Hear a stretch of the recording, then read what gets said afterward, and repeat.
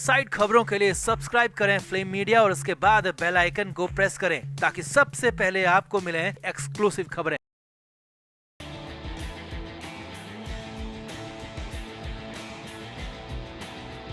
तो पिछले कुछ दिनों से महाराष्ट्र की राजनीति में शरद पवार के उस बयान की बहुत चर्चा है जिसमें शरद पवार ने आरएसएस की जमकर तारीफ की थी। अब पहले तो देवेंद्र फडणवीस ने शरद पवार को जवाब दिया और उसके बाद अमित शाह ने शरद पवार को भरे मंच से विश्वासघाती कह दिया। अब खुद को विश्वासघाती कहते ही शरद पवार बुरी तरह भड़क गए और शरद पवार ने मीडिया के सामने अमित शाह को भी खरी खोटी सुनाने में कोई कसर नहीं छोड़ी। यहाँ तक कि शरद पवार ने अमित शाह को सोहराबुद्दीन केस भी याद दिला दिया। इतना ही नहीं, शरद पवार ने कई गड़े मुर्दे उखाड़ दिए। इसके अलावा शरद पवार ने उद्धव ठाकरे को भी फटकारने में कोई कसर नहीं छोड़ी। तो आपको भी भड़के हुए शरद पवार का पूरा बयान दिखाते हैं। आप भी वीडियो को शेयर करें और अपनी राय कमेंट बॉक्स में जरूर दें।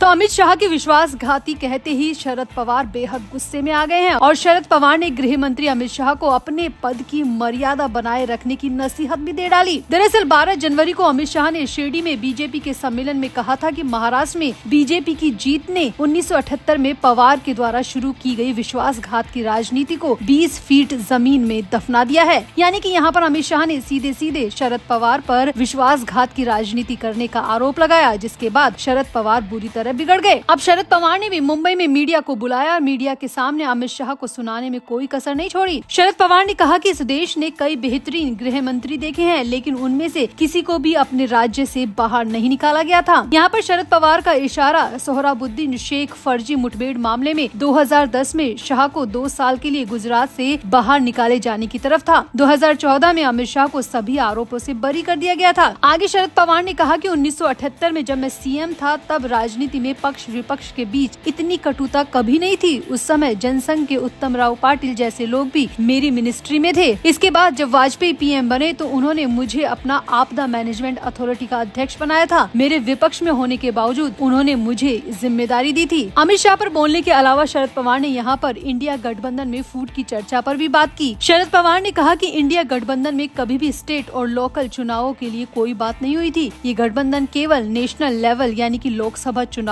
के लिए बना था और लोकसभा चुनाव के बाद में सब फ्री हैं कि वो क्या करते हैं और क्या नहीं। यहाँ पर आरएसएस की तारीफ करने पर भी शरद पवार ने कहा कि पिछले दिनों मैंने आरएसएस की तारीफ नहीं की थी, बल्कि मैंने कहा था कि वो संघ की आइडियोलॉजी का समर्थन नहीं करते, बल्कि जिस तरह से उनके लोग मेहनत करते हैं वो उनका समर्थन करते हैं। शरद पवार ने यहाँ पर साफ साफ कहा कि उन्होंने संघ की तारीफ नहीं की थी, बल्कि संघ में जो लोग हैं उनकी मेहनत की तारीफ की थी। इसके बाद शरद पवार ने आखिर में उद्धव ठाकरे को भी खरी खोटी सुनाने में कोई कसर नहीं छोड़ी और शरद पवार ने कहा कि क्या बार बार मीडिया के सामने आके गठबंधन तोड़ने की धमकी दे रहे हो? गठबंधन तो सिर्फ विधानसभा चुनाव के लिए था। जनता को मूर्ख क्यों बना रहे हो? साफ साफ क्यों नहीं कहते कि एमवीए सिर्फ विधानसभा चुनाव तक था, ना कि निकाय चुनाव के लिए? शरद पवार ने यहाँ पर कहा कि मैं बहुत जल्दी मीटिंग करूंगा और सारी तस्वीर जल्द ही क्लियर कर दूंगा। उद्धव ठाकरे और संजय राउत मीडिया में आके क्या कह रहे हैं, मुझे इन बातों से कोई फर्क नहीं पड़ता, क्योंकि गठबंधन जिस लिए बना था वो काम हो चुका है और गठबंधन में रहने वाले लोग अब फ्री हैं, इसलिए बार बार गठबंधन तोड़ने की धमकी देना सरासर गलत है। तो यहाँ पर शरद पवार वाकई में बेहद गुस्से में नजर आए। अमित शाह को भी सुनाया, साथ ही साथ उद्धव ठाकरे को लताड़ने में भी कोई कसर नहीं छोड़ी। तो आपका शरद पवार के इस पूरे बयान पर क्या कहना है? आप भी अपनी राय कमेंट बॉक्स में जरूर दें और वीडियो को भी शेयर करें।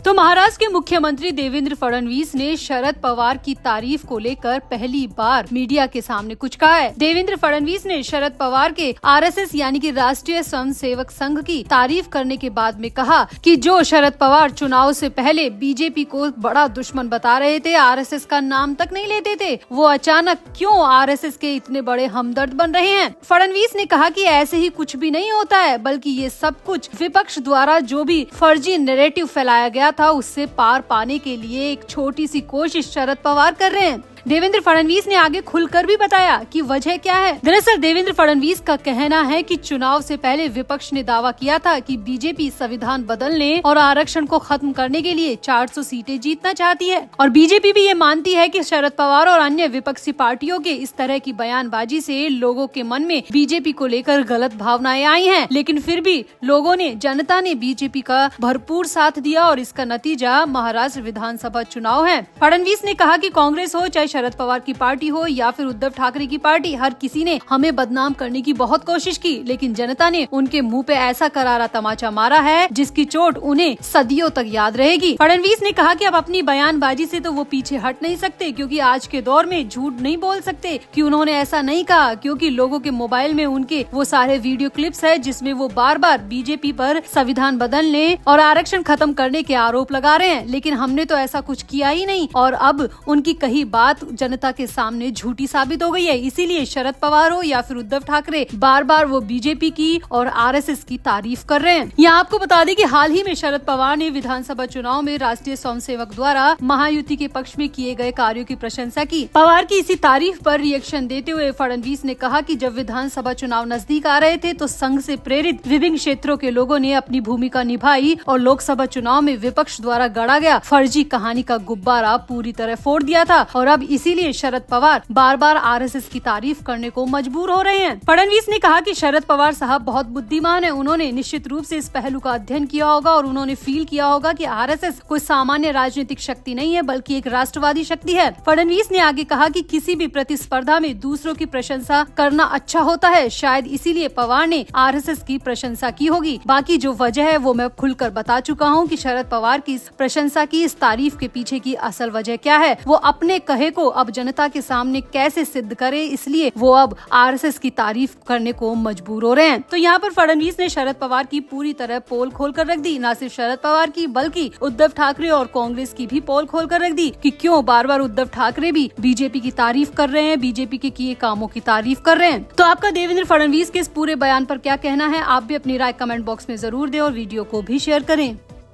तो शनिवार यानी कि 11 जनवरी को दोपहर में संजय राउत मीडिया के सामने पेश हुए। संजय राउत के चेहरे पर बेहद ही शांति दिख रही थी, आंखों में किसी भी तरह का उतावलापन नहीं था और जुबान भी पूरी तरह खामोश थी। वरना अक्सर संजय राउत जब भी मीडिया के सामने आते हैं तो अपने तल्ख तेवर के साथ आते हैं, अपनी बयानबाजी को लेकर हमेशा कोई ना कोई हंगामा, कोई ना कोई विवाद खड़ा कर देते हैं। लेकिन इस बार संजय राउत के सुर पूरी तरह बदले हुए नजर आए और उनके बोलने की पिच यानी कि आवाज भी बेहद स्लो थी, आवाज में बहुत नरमी थी, जिसको लेकर अंदाजा लगाया जा रहा है कि संजय राउत पर उद्धव ठाकरे की फटकार का बड़ा असर हुआ है। अब संजय राउत मीडिया के सामने आए तो कुछ न कुछ बड़ा लेकर आए होंगे और हाँ, वाकई में संजय राउत कुछ बड़ा ऐलान करके ही मीडिया के सामने से गए। शिवसेना यूबीटी नेता संजय राउत ने बड़ा ऐलान किया। उन्होंने कहा कि उनकी पार्टी आगामी बीएमसी चुनाव अकेले लड़ेगी। संजय राउत ने साफ कहा कि विपक्षी गठबंधन इंडिया और महाविकास अघाड़ी एमवीए गठबंधन लोकसभा और विधानसभा चुनावों तक ही था। संजय राउत के इस बयान की सियासी गलियारों में खूब चर्चा हो रही है और कांग्रेस ने इस पर पलटवार भी किया है। संजय राउत ने कहा कि गठबंधन में अलग अलग दलों के कार्यकर्ताओं को अवसर नहीं मिलते और इससे संगठनात्मक विकास में बाधा आती है। हम अपने दम पर अकेले मुंबई, ठाणे, नागपुर, अन्य नगर निगमों, जिला परिषद और पंचायत के चुनाव लड़ेंगे। संजय राउत ने ये भी कहा कि उद्धव ठाकरे ने पार्टी के सभी नेता और कार्यकर्ताओं को आदेश दे दिया है और साफ साफ कह दिया है कि अकेले चुनाव लड़ने के लिए पूरी तरह तैयार रहें।